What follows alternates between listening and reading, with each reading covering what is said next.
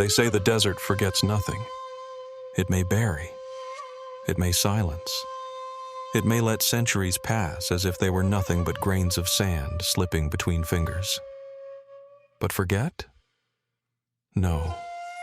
The sand remembers. Not the way we remember names, dates, the neat boxes of history, but in breath, in shadow, in stillness. And tonight, if you let the noise of your world soften, if you let the wind take you far from where you lay, I'll show you a story the sand kept hidden beneath its breath. It begins under the moonlight of Thebes. Thebes. It's a name you've heard, even if you don't remember where. A city once whispered in the same breath as gods. They called it Waset long ago, heart of Upper Egypt, cradle of kings.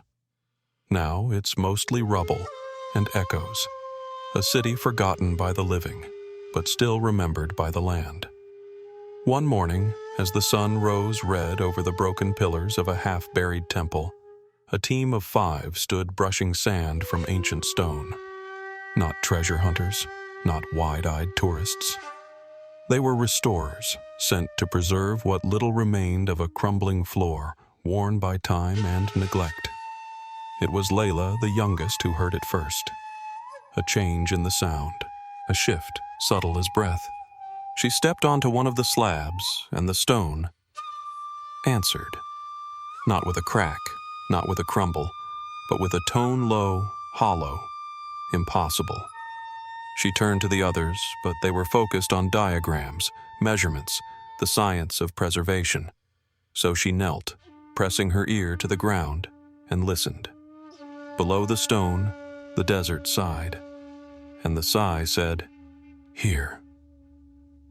They removed the slab carefully, expecting another layer of tile or perhaps loose sand. But what they found was absence, a dark pit, deep and round, where no light reached. No staircase, no burial shaft, just sand. And beneath the sand, something waiting. They dug in silence, the way one does in a dream. No one spoke of why they didn't call the authorities or document the find. It felt wrong, somehow, to interrupt whatever lay beneath with bureaucracy and flashbulbs. As night fell, the air grew colder, and the sand gave way, revealing something that did not belong in any museum. A coffin. But not one made of wood, nor stone. It looked carved, but not by chisel. Shaped, but not by hand. Black, smooth, faintly warm to the touch. Its surface marked by a single repeated glyph, the eye. But not the one you know. Not the eye of Horus. Not the vigilant, wrathful gaze of gods. This one was closed. One of the team, a man named Youssef, ran his fingers across the symbol and whispered, "There's no name, no cartouche, no blessing, no protection spell. Only that eye, sealed, sleeping." Layla stood beside the coffin, unmoving. She said later she didn't feel fear. She felt something colder, older, like standing on the edge of someone else's dream. They should have stopped. They should have left. But curiosity is a quiet fire, and fire always spreads. They opened the coffin at night, not out of haste, but because something in them whispered it could not be done by day, as though sunlight would crack whatever illusion held the desert still. It took all of them together to slide the lid, and when it moved, not with a creak, not with a scrape, but with a silence so complete it seemed the world stopped to listen. They saw him. He lay as if merely resting. No wrappings, no resin, no bandages pressed tight over limbs like so many mummies entombed under king's orders. This was not embalming. This was preservation. His skin was pale bronze, untouched by rot or time. His chest unmoving. His lips closed, soft, peaceful, like he had just exhaled the last word of a long-forgotten language. But it was his eyes they could not forget, or rather, what covered them. A narrow strip of deep black linen pressed across his face, sealed at the temples with hardened beeswax. No ornament, no inscription, just the glyph again, the closed eye.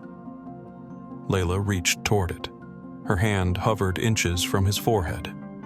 Not shaking, not hesitant, drawn, and as her fingertips touched the edge of the cloth, just brushed the beeswax seal, she saw something, not with her eyes, but with something behind her thoughts, deeper than memory, quieter than words, a city, under sand, breathing, a sky that pulsed like lungs, a wind that whispered names never spoken aloud, and in the center, a throne, not of gold or granite, but made entirely of silence.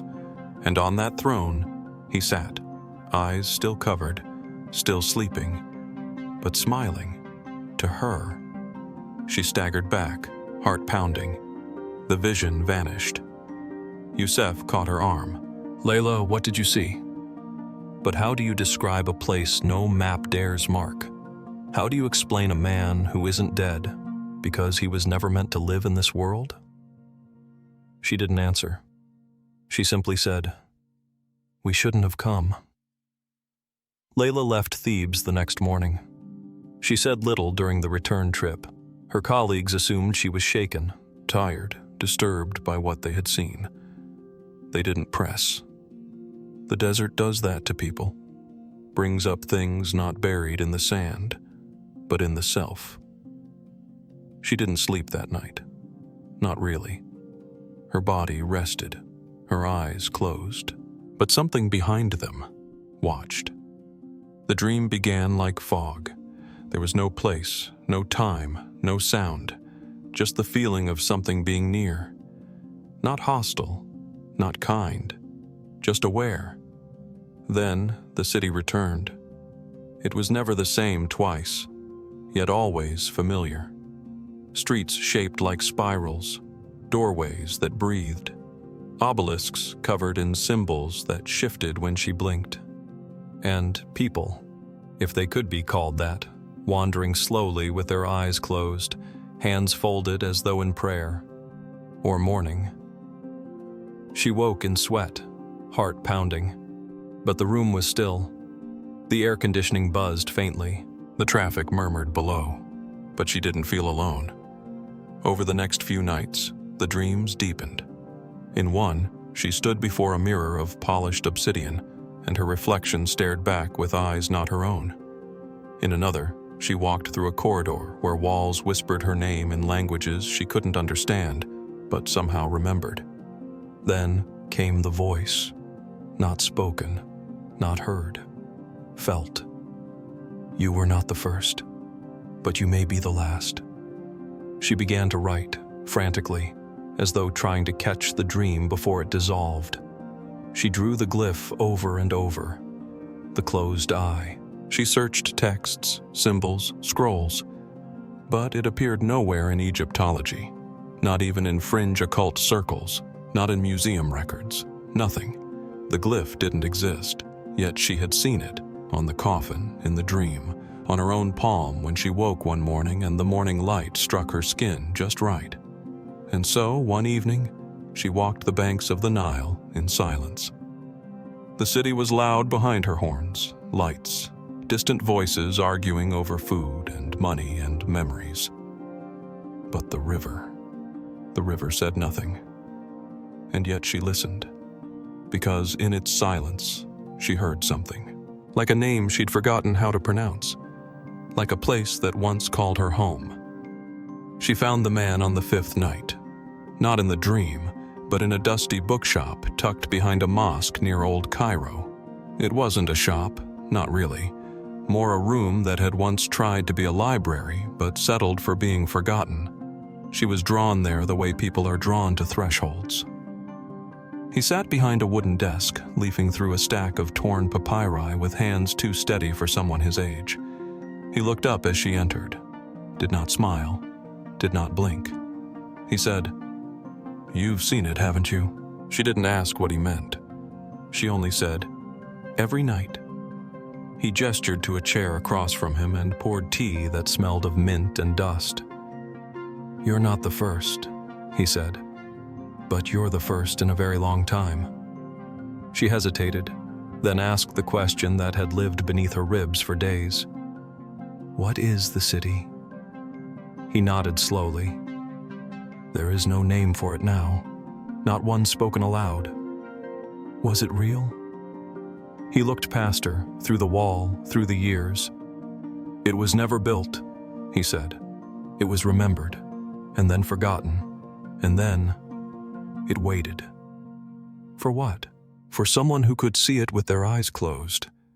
He reached beneath the desk and pulled out a thin roll of linen. Old, fragile. He unwrapped it like something sacred, revealing a scrap of cloth blackened by time marked with the glyph. Layla's breath caught. He said, "They tried to erase it. The priests, the kings, even the gods. Why?" "Because memory is dangerous," he said. "And this is memory that remembers you back."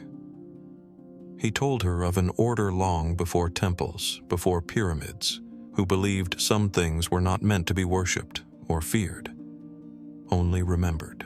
They didn't build shrines. They didn't leave statues. They dreamed, together, deliberately, as one mind. And in that dreaming, they built a city the world could not see with open eyes. But over time, the dreaming fractured. Some forgot. Some fled. Some closed their eyes and never opened them again. Layla sat in silence. The tea had gone cold in her hand. He leaned forward. "There is one still sleeping beneath Thebes. You saw him. He is not dead. He is the last architect of the dreaming." She asked, "What happens if he wakes?" The man did not answer. He only handed her a single phrase, written on parchment, in a script that burned faintly when touched. "Not all who sleep have forgotten. Not all who remember should wake." And that night, as Layla stood once more beneath her apartment window, watching the Nile move like a mirror through the city's bones, she realized the dreams were not dreams. They were invitations, not from the dead, but from something older, something that had waited long enough. It took Layla 2 days to find the man the bookseller had spoken of. He was not listed in any registry. His name, if he had one, was missing from every university archive. But word of mouth, especially among old men in older cafes, still worked better than search engines. They called him Sami el-Rahil, once a scholar of ancient languages, now half-blind and wholly mad. He lived in a crumbling rooftop flat on the outskirts of Giza, where sand crept in through the windows and settled in the corners like prayer. Layla knocked. No answer. She knocked again. Still silence. On the third knock, the door opened, not by hand, but as if it had expected her. He sat in a wooden chair, wrapped in a robe so thin it looked like wind. His eyes were clouded but fixed on her, not in confusion, in recognition. "I saw you," he said, "last night, in the corridor of turning mirrors. You stood before the throne, didn't you?" Layla didn't answer. She didn't need to. He nodded slowly and whispered as though afraid the walls might listen. "You've stepped where memory has weight." He told her he had been a priest once, not in the service of any god worshipped today, but of the name that was buried. A name never carved in stone, only whispered through sand, passed from dream to dream until the dreaming frayed. "I forgot it," he said. "They made me forget. And now, my dreams burn holes through silence. They come in whispers, in eyes that are closed but never sleeping." He lifted a piece of cloth from beside his bed. It was black, frayed at the edges, and it bore the glyph. But this time, it was half open. Layla felt her breath catch. "What does it mean?" she asked. The old priest's face crumbled into something between grief and awe. "It means," he said, "he is beginning to remember." She returned to Thebes alone. No team, no permits. Only the linen with the half-open eye and a knowing that did not feel like her own. The temple ruins looked different now. Less broken, less empty. As if the dreaming had begun to seep back into stone. The pit was still there. The slab still removed. The coffin still sealed. She did not open it. She sat beside it and placed the linen over her own eyes. And she waited. Time folded. It did not pass. It listened. And then she heard it. Not outside, inside. A voice, but not with words, with memory. It flowed into her like warmth, like the moment before sleep. "You have come far, but not far enough." She stood, and as she did, the ground beneath her shifted. A line formed in the stone, a circle, then an opening. No door swung open, no gate creaked. It simply was. A passage downward, inward, carved not by hands, but by wanting. She stepped inside, not with fear, but with recognition. The air was cool. The walls whispered in script that shimmered, then faded. And far below, in the deepest chamber, something waited. Not with hunger, not with vengeance, with patience. It spoke one final time as she reached the threshold. "Not all who wake return." And then, that was the beginning. Not of an excavation, not of a discovery, but of an unfolding. Because not everything buried is meant to stay asleep, and not every dream ends when the dreamer wakes. In the next part, we will follow her, not into ruins, but into memory itself, where gods have no names, and names become gods. We left her beneath the temple between breath and silence, between the last forgotten stare and the first remembered name. Layla had stepped into the passage not built by hands, but by memory itself. A door that did not open, because it had never truly been closed. And now, we follow her. For what sleeps beneath the sands of Egypt does not rest like the dead. It shifts, it waits, and sometimes it breathes. She descended alone, no torch, no rope, only the weight of stillness pressing gently against her shoulders. The walls didn't echo, they absorbed, as if every sound belonged not to the present but was being stored for someone else to hear later. Downward, the path curved, not like a staircase but like a question. The deeper she went, the more her body forgot the world above, the noise, the sun, even time. There was only breath, not hers, not human, but present, slow, measured, like the tomb itself was exhaling, in, out, as if, for the first time in centuries, it was no longer alone. She reached the first chamber. It had no torch niches, no walls of painted gods, no treasure, only still air, and a single slab of stone in the center, smooth, uncarved, as if waiting to be named. But there was something else, a sound, not a voice, not words, but rhythm, a pulse, not from within the room, but from beneath it. She knelt, pressing her palm to the stone, and it pulsed again, a heartbeat, buried, waiting. And with it came the whisper, not outside her mind, but from the part of her soul that remembered things she had never known. "You were never meant to find this, but now that you have, you must remember for us both." She didn't remember falling asleep. Yet when her eyes opened, she wasn't in the chamber anymore. She was standing, or dreaming herself standing, at the edge of a stone corridor that curved like a spiral shell. No ceiling, no torches, just soft ambient light that had no source. The walls pulsed gently, like veins, and from somewhere deep below, she heard footsteps, slow, deliberate, heavy with the weight of centuries. Then, he appeared. The man from the coffin. But not as she remembered. He was awake, his eyes uncovered.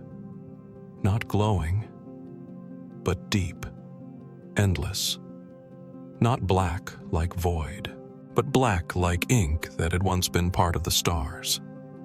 He said nothing. He only looked at her. And in that gaze, Layla felt her name dissolve. Not forgotten. Replaced with something older. He turned and walked. She followed as one does when following a memory that once belonged to them. The corridor breathed as they moved. Walls swelling, then sinking, as if reacting to presence. Finally, they reached a room unlike the others.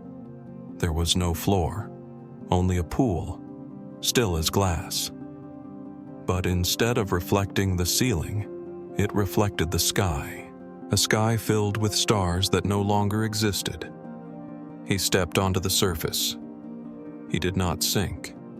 He stood in the middle of the pool and raised one hand, and from the water rose images. Not visions, not dreams, memories, cities with towers made of chants, temples where priests sang the sunrise into being, rituals where names were so sacred they were only spoken once, then sealed forever in jars of salt. She saw herself, not as she was, but as another life, another name. And in that moment, she knew. She had been here before. She had walked these halls. And once, she had chosen to forget. She woke, gasping on the stone slab, back in the first chamber. The heartbeat was gone. The silence returned, but not inside her. Inside, something had shifted. Her mind was no longer alone. It carried fragments, not thoughts, not dreams, responsibilities. She remembered things she never learned, symbols whose meanings had been erased from stone, rituals that died before language, the true name of Thebes, the one spoken only once when the city itself was born from sand. And above all, she remembered the breath of the tomb, that it was not a resting place, not a prison, not even a temple.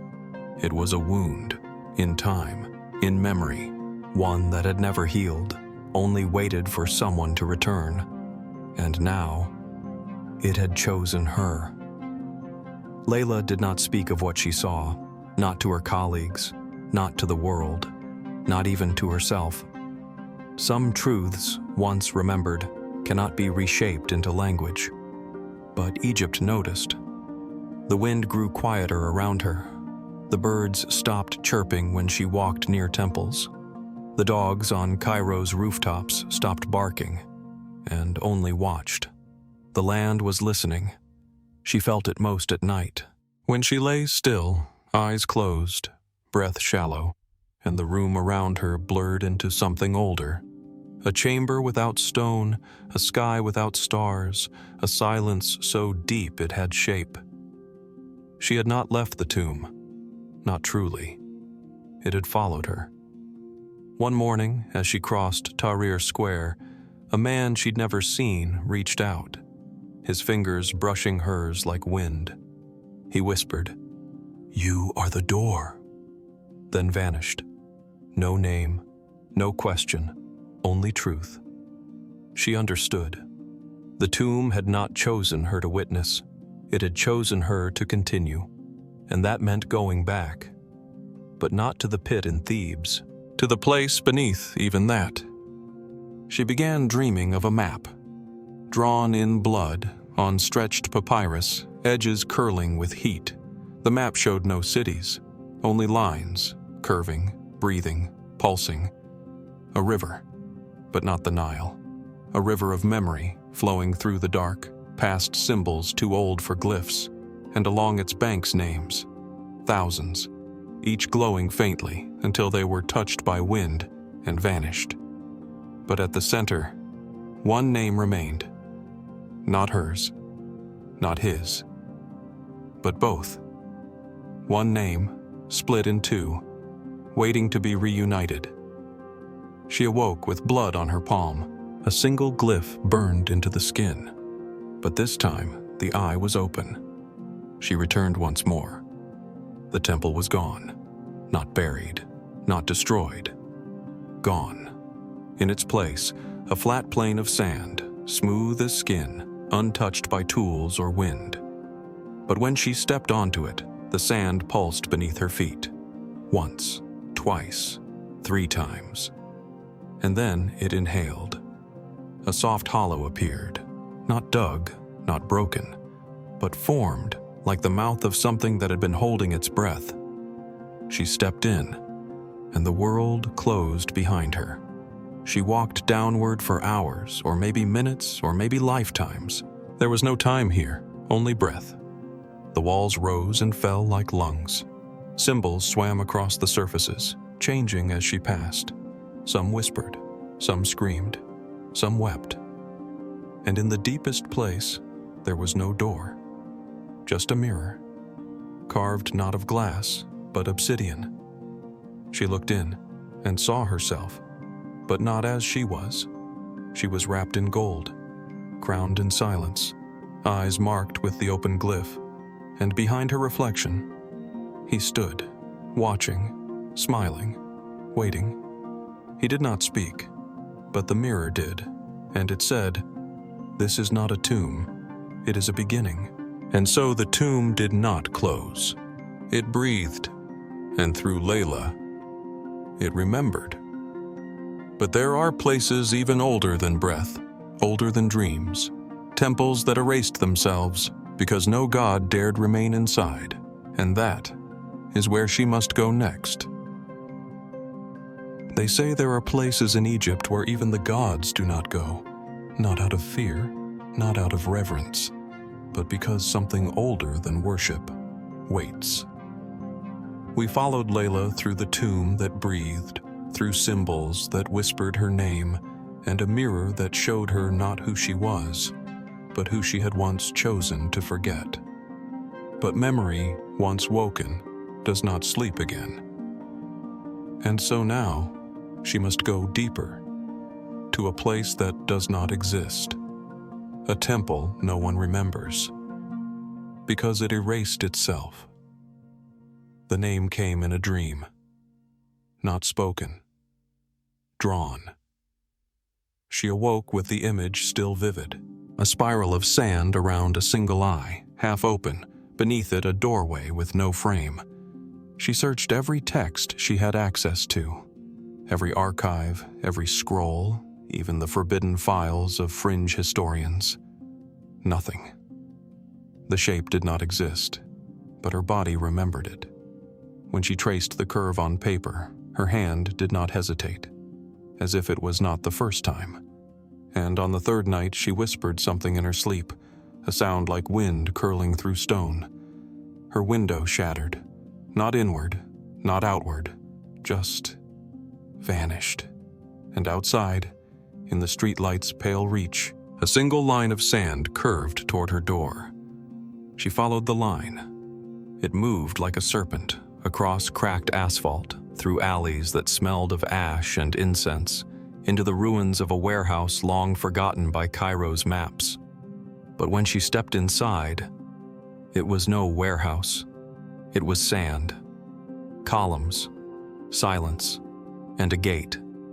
Tall, impossibly tall, but made of nothing, not stone, not metal. Absence, an arch that framed only sky, yet pulsed, like a wound in space. Layla approached, heart pounding, not with fear, but with recognition. The air shifted as she crossed the threshold, not warmer, not colder, quieter, not around her, within her. The noise of her thoughts fell away. The chattering of fear, memory, logic, gone. Only stillness remained, and before her, the temple unfolded. The path was narrow, not in width but in memory. As she walked, walls rose beside her.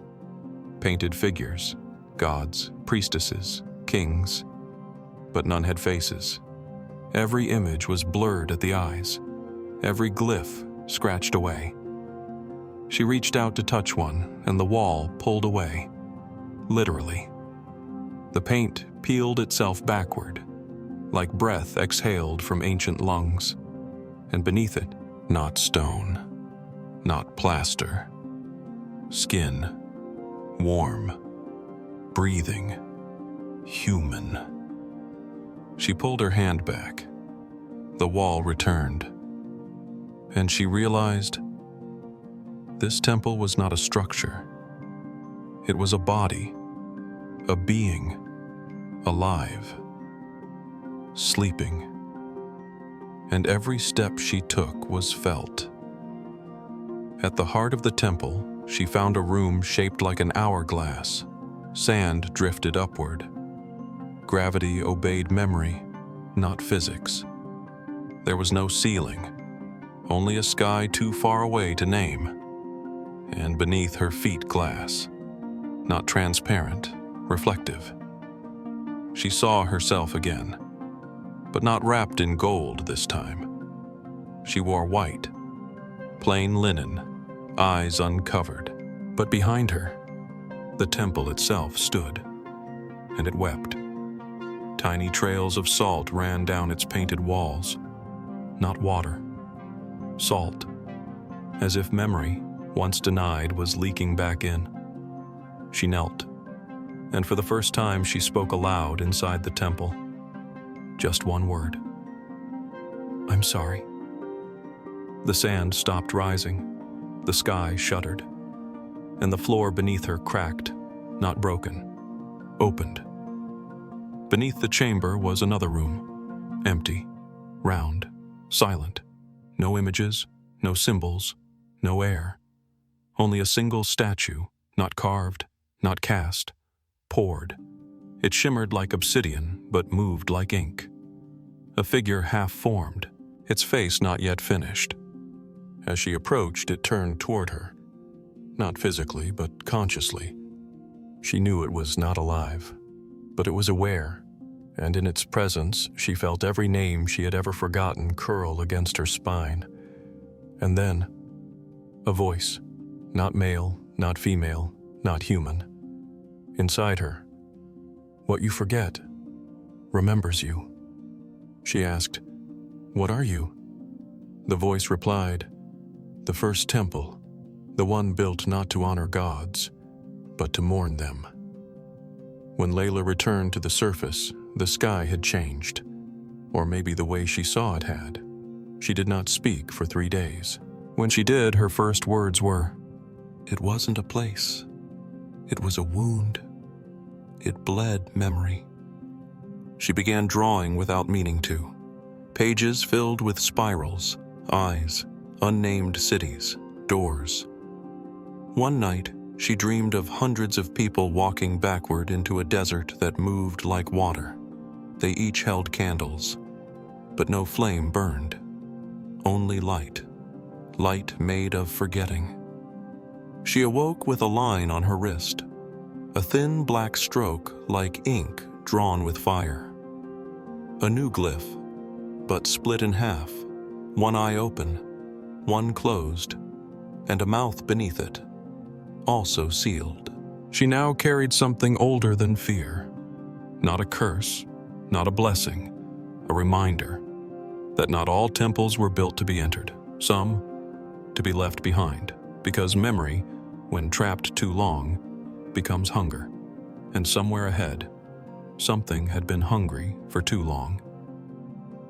They say hunger is a simple thing, a lack, a need, an emptiness that demands filling.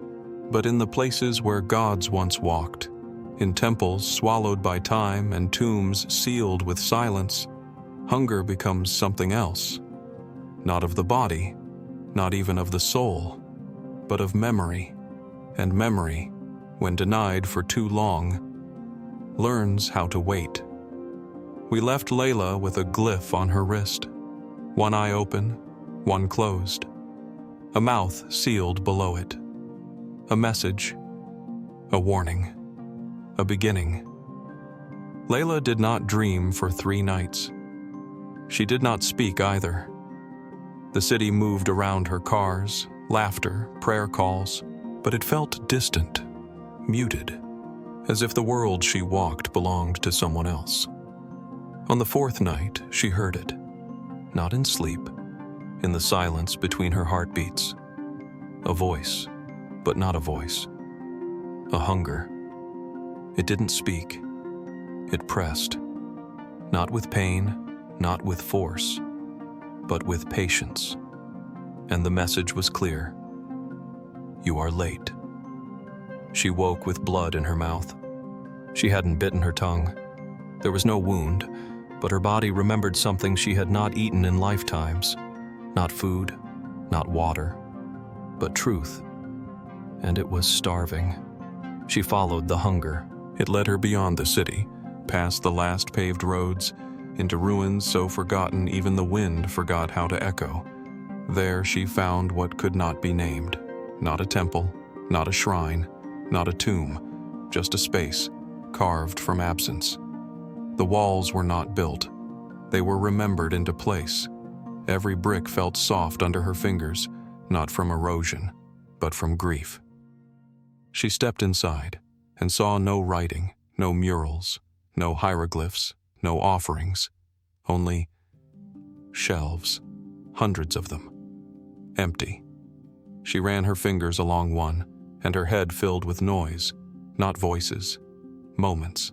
A child laughing in the rain, a priest whispering in a language no one had spoken in millennia, a mother dying with her son's name in her throat. None of them were hers, and yet they knew her. The shelves were not for books, they were for memory, and something had devoured them. Deeper inside, she found a circular room. Its walls were half-formed, some smooth, some crumbling, some shifting beneath her gaze, like it couldn't decide what it had once been.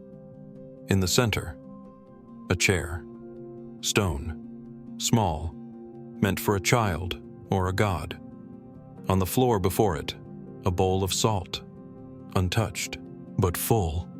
She knelt beside it, and the room whispered, "He still waits." She asked nothing.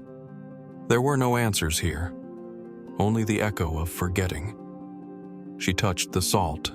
It hissed, not with heat, but with recognition, and the wall before her peeled open, not swung, opened, like a throat, and behind it, darkness, alive. It was not a room, it was a mouth. She stepped inside. The air was thick, not with dust, with memory that didn't want to be remembered. The walls pulsed. She could feel names in them, scratched out, buried, bitten off. Some still throbbed, like teeth pulled from a mouth that still mourned them. And in the center, a sarcophagus, but not like any she'd ever seen. It was made of ash, black, charred, fragile. She reached out, and it cracked, just slightly, and something breathed, not loudly, just enough to know it wasn't dead. It was waiting. She did not run. She stepped closer, and the voice returned. But now, it had shape, still not words, but weight. It pressed against her bones, her memories, her guilt. And it said, "They left me here. They built temples above me. They sang to each other and left me in the dirt. But I remembered." She asked, "Who are you?" The sarcophagus pulsed, and the ash flaked away, not to reveal flesh, but a mirror. She saw herself, not wrapped in gold, not cloaked in linen, just herself. Eyes open, mouth closed, hands empty.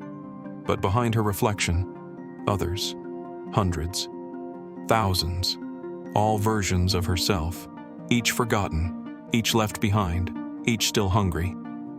The voice said, "You came to remember. Now remember what it cost." She knew what she had to do, not because she was told, because she had already done it, once, 1,000 times. She sat before the sarcophagus, took the salt, and placed it in her mouth. It burned, then vanished. And suddenly, the hunger stopped, not filled, respected. The air loosened. The walls sighed. The memory within the room rested. She rose, and the mirror was gone. Only ash remained. But in the ashes, a name, not spoken, written in the lines of her palm, in the blink of her eye, in the rhythm of her walk. She left the temple before sunrise, not because she was done, because the hunger had given her permission. And as she stepped back into the world, a child looked up from a dusty corner. He smiled, then whispered, "Welcome back." Now she walks among us, with no title, no role, but something behind her eyes remembers too much, and something beneath Egypt still waits, not for a name, not for revenge, but for a moment, a single moment when everything remembered will return all at once, and when it does, the moon will no longer be the brightest thing above Thebes. We've walked far, through dust and memory, through tombs that breathed and temples that vanished, and silence that once had a name. And now, we arrive at the edge of what cannot be remembered, because it never truly ended. They say the moon over Thebes once refused to set, not for a night, not for a season, but for an age, because something in the dark refused to rest. Layla stood at the edge of a dry riverbed. The sand was cracked, like skin that had forgotten what water felt like. But the air, it shimmered, not with heat, with memory. Above her, the moon, but it did not move. It did not shrink. It did not chase the sun. It simply watched. And beneath its gaze, Layla felt herself dissolving. Not dying, just loosening, like a thread unraveling itself back into the spool. She stepped forward, and the wind stopped. There was no structure, no stone, no gate, just a space, round, hollow, still. At its center, a single bowl of oil, unlit, untouched. She knelt beside it. Her hands did not tremble. She had done this before. The voice, when it came, was not inside her.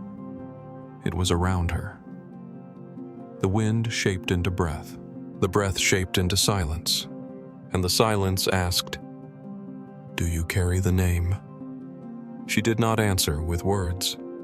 She reached into her robe and pulled out the shard of obsidian from the mirror that once knew her. It pulsed. The bowl caught fire. Not flame, not heat, just light. And from that light, a shadow stepped forward. He had no face, only gold, folded into the shape of a head once worn by kings, but beneath it, only darkness. Not evil, not absence, just space, still waiting to be filled. He raised a hand. Layla did not flinch. The world around them slowed, not stopped, paused, like a page not yet turned. And in that pause, he placed something in her palm. A feather, not white, not black, gray, like dawn. Like endings that forgot how to end. He whispered, "This is not your truth. It is ours. But you remembered it, and so now it belongs to you." They stood together at the edge of a dry river that ran through no valley. The riverbed carved itself in slow spirals, as if forgetting how to be straight. In its center, a boat. But not one meant to carry bodies, one meant to carry time. Layla stepped inside. The figure followed, and without wind, without current, the boat began to move. Not forward, not backward, but inward, into a part of the world no one had mapped, because it existed not in space, but in remembrance. At the end of the river, they came to a vault. It was not locked. It had never been locked, because no one had dared enter. Inside, walls of light, each beam holding moments not seen, but felt. She walked between them like through reeds. Each memory shimmered as she passed. A girl feeding a jackal, a boy burying a crown in sand, a god kneeling before a dying priest. So many stories, each one waiting to be remembered once, and then never again. Because their power was not in repetition, but in release. She found a single blank space. It pulsed. She stepped inside it. And in that space, she remembered everything. Not facts, not dates, but feelings. The weight of loneliness in the tomb that breathed, the silence of the temple that erased itself, the ache of the hunger that learned to wait, and the moon that still watched. Layla turned. The figure stood at the threshold. He raised the feather once more and asked, "Shall we end it?" She nodded. He dropped the feather into the flame, and the world shuddered. Not violently, but gently, like a sigh finally released after 1,000 years. The vault began to fade, not collapse, fade, like a dream that had been carried too long. Layla stepped outside. The moon above Thebes finally moved. Not down, but through the sky, and with it went the last breath of the forgotten gods. She walks now through Cairo, unnoticed. But children stare at her longer than they should. Old men cross their arms as she passes. Dogs pause, then wag gently, because something in her has changed. She carries no glyphs, no relics, no map, only silence. But it is the kind of silence that knows things. And sometimes, when the night is just right, and the moon lingers a little too long, you can hear her voice in your sleep, not telling stories, but reminding you that you were part of one. So now, dear traveler, close your eyes. Let the desert hold your weight. Let the stars breathe above you. Let the wind carry away all that was never meant to stay. And when you wake, you won't remember every detail, but something will remain. A warmth, a hush, a pull toward the ancient, and a whisper that says, "You were there."